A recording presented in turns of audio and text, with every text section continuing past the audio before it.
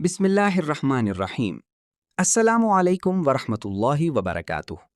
ہندوستان میں جوں جوں عید الاضحیٰ قریب آتی جا رہی ہے، ہندو توا کی شدت پسند سوچ رکھنے والے بعض عناصر مسلمانوں کے لیے مشکلات پیدا کرنے میں مصروف نظر آتے ہیں۔ کہیں قربانی کے جانوروں کی نقل و حرکت پر پابندیاں لگائی جاتی ہیں، کہیں مذہبی جذبات کو بھڑکا کر نفرت کی فضا قائم کی جاتی ہے، اور کہیں مسلمانوں کو اپنے بنیادی مذہبی حقوق سے محروم کرنے کی کوشش کی جاتی ہے۔ افسوس کی بات یہ ہے کہ مذہبی آزادی اور انسانی حقوق کے دعوے کرنے والے معاشروں میں بھی بعض اوقات تعصب اور نفرت انصاف پر غالب آ جاتے ہیں۔ دوسری طرف پاکستان میں بھی جب عید الاضحیٰ قریب آتی ہے تو ایک خاص فرقے کے خلاف سرکاری سطح پر ایسی پابندیاں عائد کی جاتی ہیں جن کا مقصد انہیں قانونی طور پر قربانی کرنے سے روکنا ہوتا ہے۔ آرڈیننس اور حکومتی احکامات کے ذریعے مذہبی آزادی کو محدود کرنا اس بات کا ثبوت ہے کہ ہمارے معاشرے میں برداشت اور رواداری کی شدید کمی پیدا ہو چکی ہے۔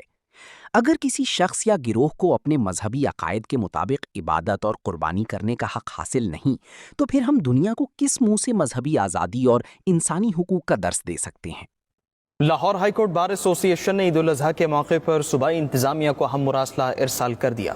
مراسلے میں مطالبہ کیا گیا کہ قادیانی گروپ کو تعزیرات پاکستان کی دفعہ 289 بی اور 298 سی کے تحت اسلامی شاعر اختیار کرنے سے روکا جائے۔ بار ایسوسی ایشن کے مطابق نماز عید، خطبہ، قربانی اور دیگر شاعر اسلام صرف مسلمان ادا کریں گے۔ ختم موقف اختیار کیا گیا کہ خلاف ورزی کی صورت میں فوری اور سخت قانونی کارروائی عمل میں لائی جائے۔ لاہور ہائی کورٹ بار نے انتظامیہ سے استدعا کی ہے کہ امن عامہ، مفاد عامہ اور قانون کی بالادستی کے پیش نظر پولیس اور قانون نافذ کرنے والے اداروں کو واضح تحریری احکامات جاری کیے جائیں۔ مراسلے میں زور دیا گیا کہ عید الاضحیٰ کے دوران کسی بھی خلاف ورزی پر ملوث افراد کے خلاف بلا امتیاز کارروائی یقینی بنائی جائے۔ احمدی خود کو مسلمان کہتے ہیں اور اپنے عقیدے کے مطابق اسلام، قرآن کریم اور حضرت محمد مصطفیٰ صلی اللہ علیہ وسلم سے محبت اور وابستگی کا اظہار کرتے ہیں۔ وہ یہ دعویٰ کرتے ہیں کہ ان کی جماعت حضرت صلی اللہ علیہ وسلم کی تعلیمات امن، محبت، رواداری اور انسانیت پر عمل کرنے والی جماعت ہے۔ ان کے نزدیک آج جو سلوک ان کے ساتھ کیا جا رہا ہے وہ انہیں ابتدائی اسلام کے اس دور کی یاد دلاتا ہے جب کفار مکہ مسلمانوں کو عبادت، نماز، اذان اور دینی آزادی سے روکتے تھے۔ تاریخ بتاتی ہے کہ مکہ میں کمزور مسلمانوں کو نماز ادا کرنے سے روکا گیا، ان پر ظلم کیا گیا، ان کا سماجی بائیکاٹ کیا گیا اور ان کے ایمان کی وجہ سے انہیں تکلیفیں دی گئیں۔ آج اگر کسی گروہ کو نماز پڑھنے، عید منانے، قربانی کرنے یا قرآن کریم پڑھنے سے روکا جائے تو یہ ایک نہایت سنگین انسانی اور مذہبی آزادی کا مسئلہ بن جاتا ہے۔ کسی بھی مہذب معاشرے میں ریاست یا ہجوم کو یہ حق حاصل نہیں ہونا چاہیے کہ وہ کسی شہری کو اس کے مذہبی شاعر ادا کرنے سے محروم کرے۔ تنگ نظر لوگ مذہب کے نام پر صرف دوسروں کا جینا حرام کرنا جانتے ہیں۔ ان کے نزدیک دین کا مقصد انسانوں کے درمیان نفرتیں پیدا کرنا، معاشرے کو تقسیم کرنا اور کمزور طبقات کو دبانا ہے۔ حالانکہ حقیقی مذہب تو انسانیت کی خدمت، بھلائی، فلاح اور خیر خواہی کا درس دیتا ہے۔ اگر مذہب انسان کو دوسروں کے حقوق پامال کرنے پر آمادہ کرے تو وہ مذہب کی اصل روح نہیں بلکہ انسان کی اپنی انتہا پسند سوچ ہوتی ہے۔ رسول کریم حضرت محمد مصطفیٰ صلی اللہ علیہ وسلم کی مبارک زندگی مذہبی رواداری، برداشت اور عدل و انصاف کی روشن مثالوں سے بھری ہوئی ہے۔ آپ صلی اللہ علیہ وسلم نے اسلامی ریاست میں عیسائیوں کو اپنے مذہبی جلوس نکالنے کی آزادی عطا فرمائی۔ تاریخ گواہ ہے کہ نجران کے عیسائی وفد کو مسجد نبوی میں اپنے طریق کے مطابق عبادت کرنے کی اجازت دی گئی۔ یہ وہ عظیم مثال ہے جس نے دنیا کو بتایا کہ اسلام جبر اور نفرت کا مذہب نہیں بلکہ محبت، احترام اور آزادی کا دین ہے۔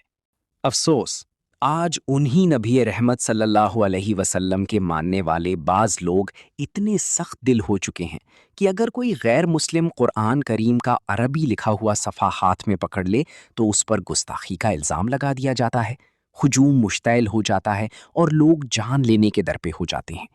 حالانکہ قرآن تو ہدایت اور رحمت کی کتاب ہے جسے دنیا کے ہر انسان تک پہنچانا مسلمانوں کی ذمہ داری ہے۔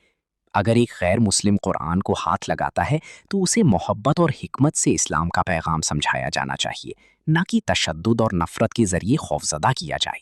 آج دنیا بھر میں مذہب کے نام پر سیاست کی جا رہی ہے۔ لوگوں کے جذبات کو بھڑکا کر اقتدار حاصل کرنے کی کوشش کی جاتی ہے۔ بھارت میں ہندو مسلم نفرت کو سیاسی ہتھیار بنایا جاتا ہے، جبکہ پاکستان میں بعض مذہبی گروہ اپنے مخالفین کے خلاف قانون اور ریاستی طاقت استعمال کرواتے ہیں۔ اس طرز عمل سے نہ صرف معاشرہ تقسیم ہوتا ہے، بلکہ نئی نسل کے ذہنوں میں بھی نفرت اور انتہا پسندی جنم لیتی ہے۔ اسلام کی اصل تعلیم یہ ہے کہ انسان خواہ کسی بھی مذہب، قوم یا نسل سے تعلق رکھتا ہو، اس کے جان و مال اور عزت کا احترام کیا جائے۔ قرآن کریم واضح طور پر کہتا ہے کہ دین میں کوئی جبر نہیں۔ اگر اللہ تعالیٰ نے انسان کو اختیار دیا ہے تو پھر بندے کس حق سے دوسروں کے ایمان اور عقائد پر پہرے بٹھاتے ہیں؟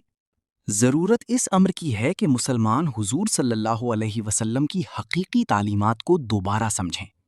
اگر ہم واقعی عاشق رسول ہیں تو ہمیں اپنے کردار میں رحم، انصاف، برداشت اور محبت پیدا کرنا ہوگی۔ نفرت، تشدد، قتل اور انتقام کا راستہ اختیار کرنے والے لوگ اللہ والے نہیں ہوتے، بلکہ وہ طاغوتی سوچ کے نمائندے ہوتے ہیں جو دین کو اپنے مفادات کے لیے استعمال کرتے ہیں۔ آج امت مسلمہ کو یہ سوچنے کی ضرورت ہے کہ دنیا اسلام سے کیوں دور ہو رہی ہے۔ اس کی ایک بڑی وجہ یہی ہے کہ ہم نے دین کی اصل روح کو چھوڑ کر ظاہری نعروں کو اپنا لیا ہے۔ اگر مسلمان پھر سے عدل، رحم، اخوت اور رواداری کی مثال قائم کریں تو دنیا دوبارہ اسلام کے حسن کی طرف متوجہ ہو سکتی ہے۔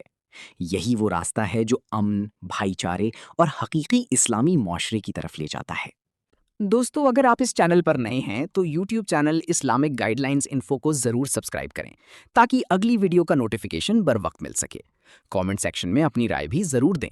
YouTube channel Islamic guide lines info